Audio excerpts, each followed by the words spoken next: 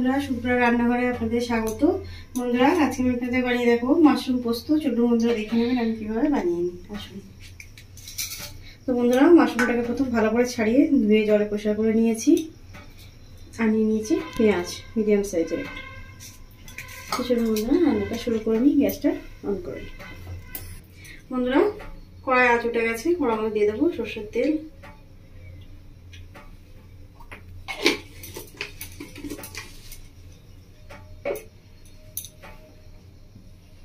তেলটা খুব ভালো করে গরম করে নেবো।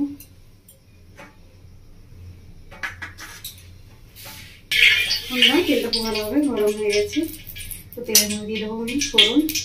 ফোড়ন নিয়েছি একটা শুকনো লঙ্কা, আর সাথে নিয়েছি 1 চামচ মতো কালো জিরে। কালো জিরে শুকনো লঙ্কাটা ভালো করে দিয়ে দেবো।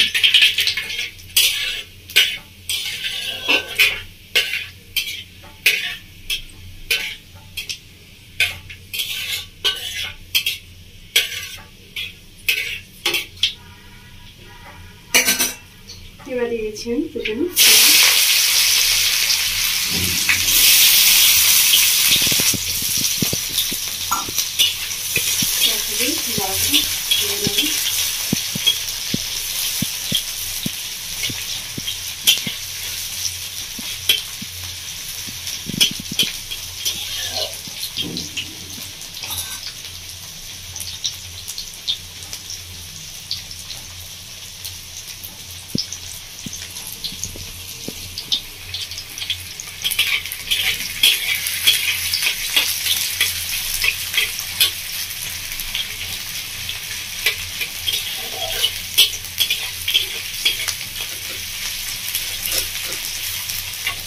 এবার দিয়ে দিচ্ছি পেঁয়াজের মধ্যে লবণ। 1 চামচ মতো লবণ দিয়ে দিচ্ছি পেঁয়াজের মধ্যে।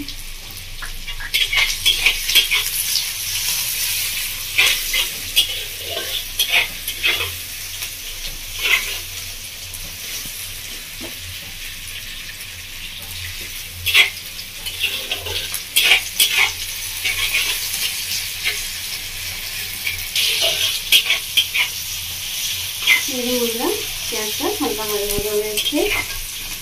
এবার দিয়ে দেবো আমি মাশরুমটা।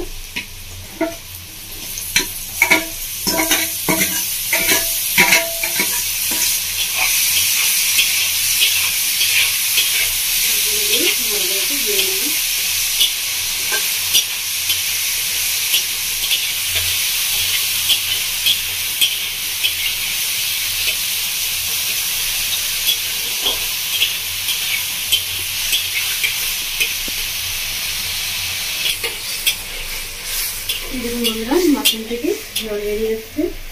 ভালো ভালো করে মাশরুমটাকে ভেজে নেবো।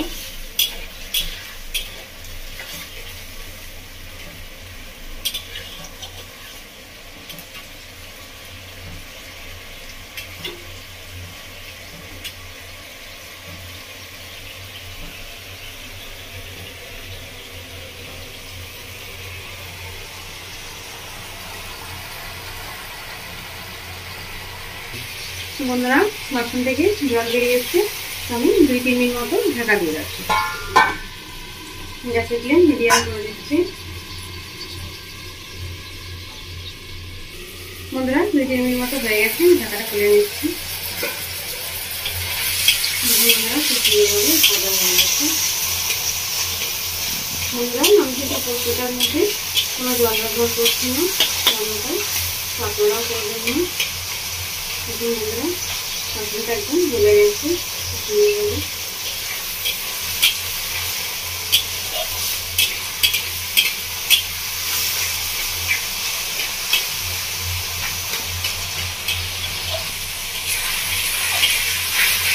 বন্ধুরা, এবার আমি দিয়ে দেবো মধ্যে পোস্ত বাটা।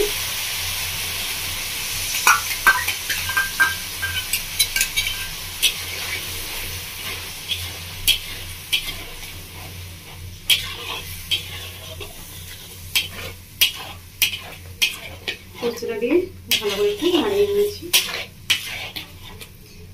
মিডিয়াম ফ্লেমে এটা করতে দেবো।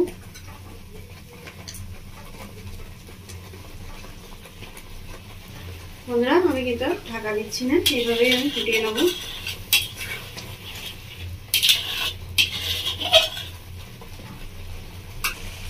এই দেখুন বন্ধুরা পোস্তটা খুব ভালোভাবে ফুটে গেছে। এবার নাড়িয়ে নেব।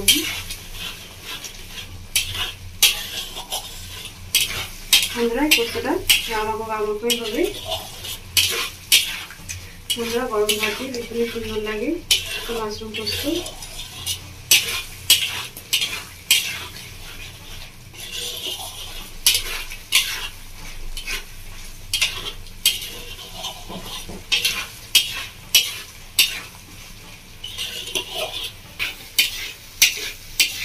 বন্ধুরা আপনারা দেখে বুঝতে পারছি পোস্তটা কতটা সুন্দর হয়েছে, একদম গামাকো হয়েছে সবকটি ভাব।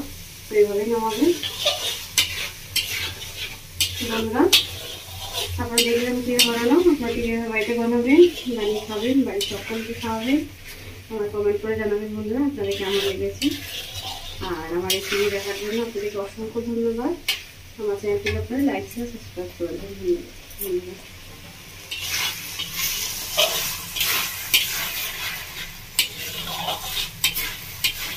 বন্ধুরা এবার আমি গ্যাসটা অফ করে দিচ্ছি। মাশরুম পোস্তটাও হয়ে গেছে।